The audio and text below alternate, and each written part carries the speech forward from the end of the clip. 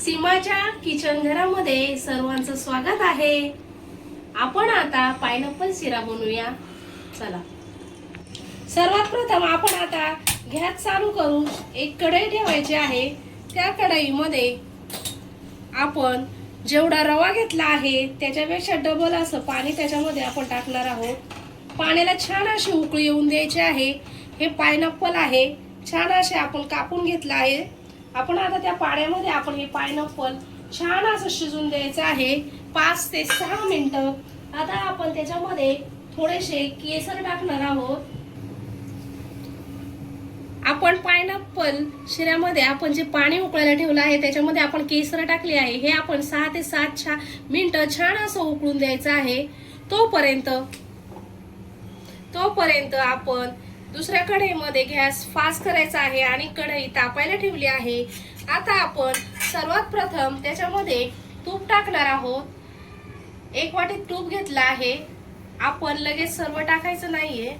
त्याच्यामध्ये आपण 1 वाटी हा रवा घेतला आहे। छान असा रवा आपण त्या तुपामध्ये भाजून घ्यायचा आहे।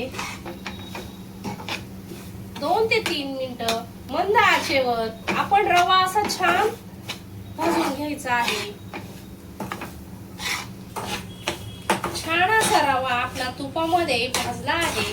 आता आपण त्याच कढईत असं मधोमध रवा सर्व एका साईडला घेऊन गॅस थोडा हाय फास्ट करायचा आहे आणि आपण त्याच्यामध्ये थोडंसं तूप टाकणार आहोत। जे राहिलेलं होतं त्यातलं थोडंसं, सर्व नाही टाकायचं, थोडंच टाकायचं आहे।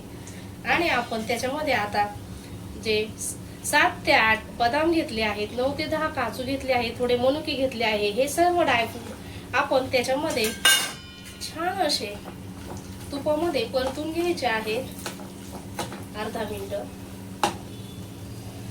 1 ते अर्धा मिनिट छान आपले ड्रायफ्रूट तुपामध्ये तळून झाले आहे। आपण आता सर्व रवा व्यवस्थित त्या ड्रायफ्रूट मध्ये मिक्स करून घ्यायचा आहे। आता आपण जे इथे पायनॅपल पाण्यामध्ये जे शिजायला टाकले आहे, पाहू शकता किती छान असा आपला केसरी कलर आला आहे। आता आपण ते त्या शिऱ्यामध्ये म्हणजे रव्यामध्ये मिक्स करायचं आहे आणि फटाफट एका हाताने व्यवस्थित घालून घ्यायचं आहे। अर्धा ते 1 मिनिट छान असं पायनॅपल रव्यामध्ये परतून घ्यायचं आहे। आता आपण त्याच्यामध्ये जी साखर घेतली आहे ती टाकायची आहे आणि छान असं 2 मिनिटं पायनॅपल आणि रवा साखरेमध्ये परतून घ्यायचा आहे। रवा बघू शकता किती छान दाणेदार असा मस्त शिजला आहे। जे थोडंसं तूप राहिलं होतं ते आपण त्याच्यामध्ये आता सर्व तूप ऍड करणार आहोत आणि त्यानंतर आपण त्याच्यामध्ये 1 चमचा वेलची पूड टाकून छान असं अर्धा मिनिट परतून घ्यायचं आहे।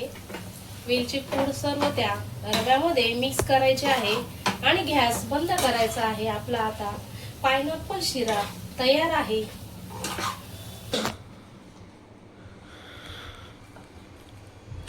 छान असा आपला पायनॅपल शिरा तयार झाला आहे।